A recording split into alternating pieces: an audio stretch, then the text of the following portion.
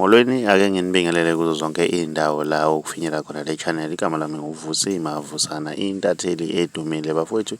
Inkulu indaba-ke laphana wey'ngane zakwethu, sila esinilethela khona-ke iy'ndaba-ke ey'thinta-ke iqembu le-MK-ke laphana wey'ngane zethu. Iqembu le-MK litholile-ke ithuba lokuthi-ke laphana wey'ngane zakwethu nalo-ke lisayine-ke laphana-ke imithetho ebekiwe yokuvota-ke laphana wey'ngane zakwethu. Belithumele-ke laphana-ke unomzane-ke Jabulani Khumalo naye laphana wey'ngane zethu ade yingxenye-ke yaloya mhlangano lapha kade kusayinwa khona-ke laphana wey'ngane zakwethu.